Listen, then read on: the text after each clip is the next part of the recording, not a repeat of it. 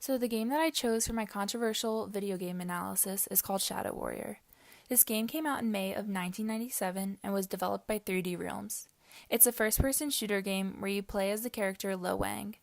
Lo Wang worked as a bodyguard for Zilla Enterprises, which is a corporation that had power over every major industry in Japan.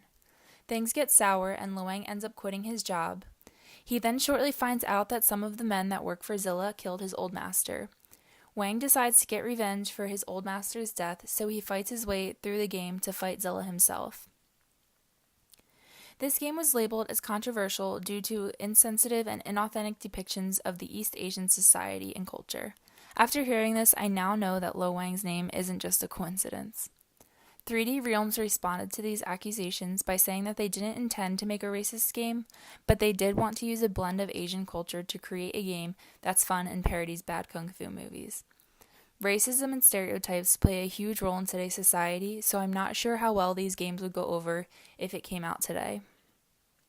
But I have not played the other games, which are more current, so I'm not sure if they were classified as racist or not.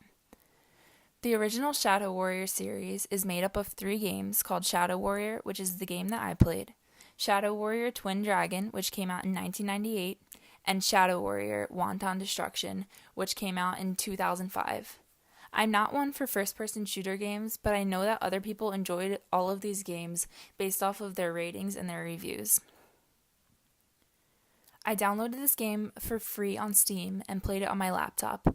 I had to watch a few tutorials on YouTube on how to play this game because I was really confused at first. I played a few times after that just to get a hang of it, and the next few times I played were to pick up on any racist remarks or any bad depictions of the Asian and Japanese cultures. Honestly, I didn't notice anything major that shocked me about the game, except for some of Wang's comments. Lo Wang is basically known for his quotes, which I think could definitely be a reason that people thought this game was racist. Some of his most popular quotes are, "Oh, must be American made," "Who wants some Wang?" and "Uh-oh, looks like Lo Wang needs to cut back on sushi." These quotes are meant to be funny, but I can see how people could take them offensively because they are a mix of both crude and racist remarks.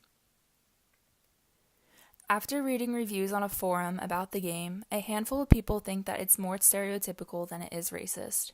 3D Realms wanted to base the game off of kung fu movies and anime, which are all a part of the Asian and Japanese cultures, but they could have worded their response to the racism accusations a little differently.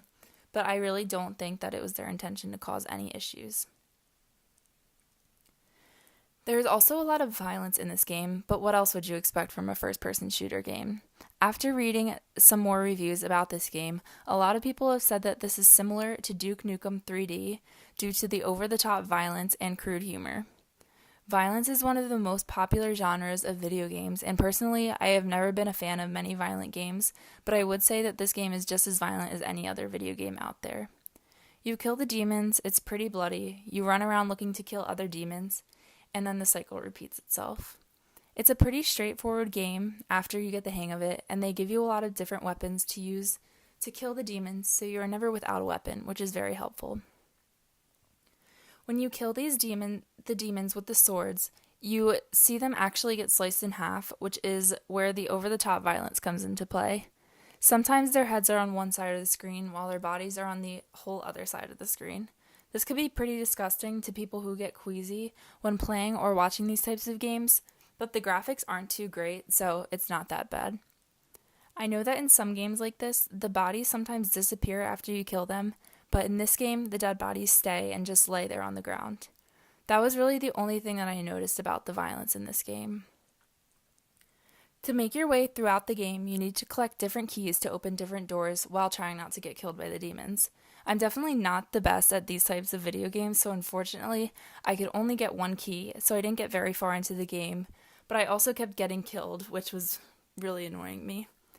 It was addicting though, so I kept playing to try to kill all the demons, but at the end, I just ended up giving up because I got too mad at myself. I think that this game would probably be a lot easier playing on a console instead of on the computer because it was really twitchy using a mouse.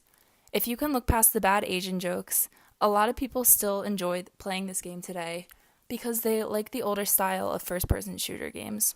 Overall, this game definitely wasn't as racist as people made it seem, but I think it was pretty fun and probably would play it again, preferably on a console.